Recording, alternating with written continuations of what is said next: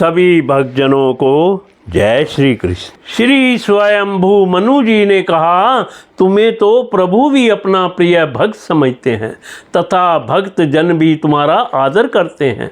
तुम साधु जनों के पथ प्रदर्शक हो, फिर भी तुमने ऐसा सर्वात्मा श्री हरि निंदनीय कर्म कैसे किया? तो अपने से बड़े पुरुषों के प्रति सहनशीलता, छोटों के प्रति दया, बराबर वालों के साथ मित्रता और समस्त जीवों के साथ समता का बर्ताव करने से ही प्रसन्न होते हैं। और प्रभु के प्रसन्न हो जाने पर पुरुष प्राकृत गुण एवं उनके कार्य रूप लिंग शरीर से छूटकर परमानंद स्वरूप ब्रह्म पद प्राप्त कर लेता है। बेटा ध्रुव, देहादि के रूप में परिणित हुए पंचभूतों से स्त्री पुरुष का आविर्भाव होता है और फिर उनके पारस्परिक समागम से दूसरे स्त्री पुरुष उत्पन्न होते हैं।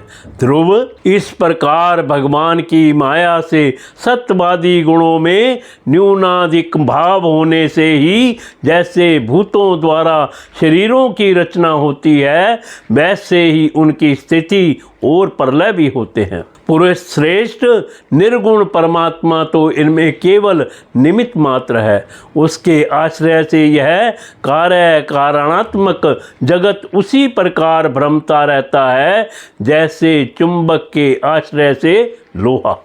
काल शक्ति के द्वारा कर्मश सत्यवादी गुणों में श्रोम होने से लीलामय भगवान की शक्ति भी सृष्टि आदि के रूप में विभक्त हो जाती है। अतः भगवान अकर्ता होकर भी जगत की रचना करते हैं और संहार करने वाले ना होकर भी इसका संहार करते हैं। सचमुच उन अनंत प्रभु की लीला सर्वथा अचिंतनीय है।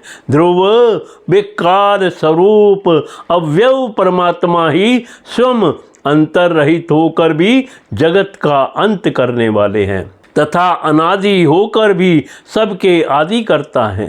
वे ही एक जीव से दूसरे जीव को उत्पन्न कर संसार की सृष्टि करते हैं तथा मृत्यु के द्वारा मारने वालों को भी मरवा कर उसका संहार करते हैं। वे काल भगवान संपूर्ण सृष्टि में समान रूप से अनुप्रविष्ट है। उनका ना तो कोई मित्र पक्ष है और ना शत्रु पक्ष। जैसे वायु के चलने पर धूल उसके साथ साथ उड़ती है, उसी प्रकार समस्त जीव अपने अपने कर्मों के अधीन होकर काल की गति का अनुसरण करते हैं। अपने अपने कर्मानुसार सुख दुख आदि फल भोगते हैं। सर्वसमर्थ श्री हरि कर्म बंधन में बंधे हुए जीव की आयु की वृद्धि और श्रेय का विधान करते हैं, परंतु वे स्वयं इन दोनों से रहित और अपने स्वरूप में स्थित हैं। राजन, इन परमात्मा को ही मीमांसक लोग कर्म, चावर्क, स्वभाव, वेशी, कमतबली, काल, ज्योतिषी, देव और काम शास्त्री काम कहते हैं। वे किसी भी इंद्रिय या प्रमाण के विषय नहीं है। मैं दादी अनेक शक्तियों में भी उन्हीं से प्रकट हुई है। वे क्या करना चाहते हैं, इस बात को भी संसार में कोई नहीं जानता। फिर अपने मूल कारण उन प्रभु को तो जान ही कौन सकता है। बेटा, ये कुबेर के अनुचर तुम्हारे भाई को मारने वाले नहीं हैं, क्योंकि मनुष्य के जन्म मरण का वास्तविक कारण तो ईश्वर है।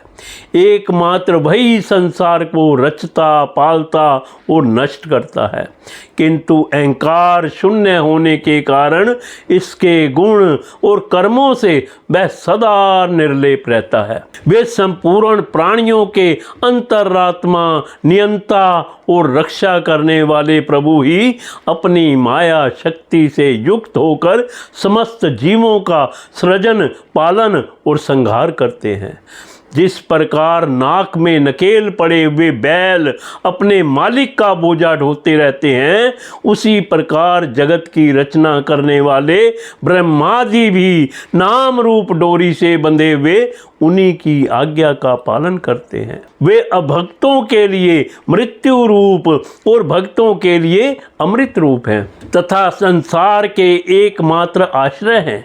तात तुम सब प्रकार उन्हीं परमात्मा की शरण लो।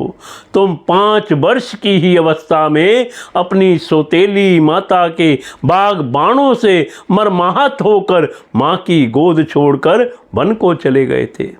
महातपस्या द्वारा जिन हषिकेश भगवान की आराधना करके तुमने त्रिलोकी से ऊपर ध्रुव पद प्राप्त किया है और जो तुम्हारे वैर भावहीन सरल हृदय में वात्सल्यवश विशेष रूप से विराजमान हुए थे, उन निर्गुण अद्वितीय अविनाशी और नित्य मुक्त परमात्मा को अध्यात्म दृष्टि से अपने अंतःकरण में ढूंढो। उनमें यह भेद भावमय परपंच न होने पर भी प्रतीत हो रहा है।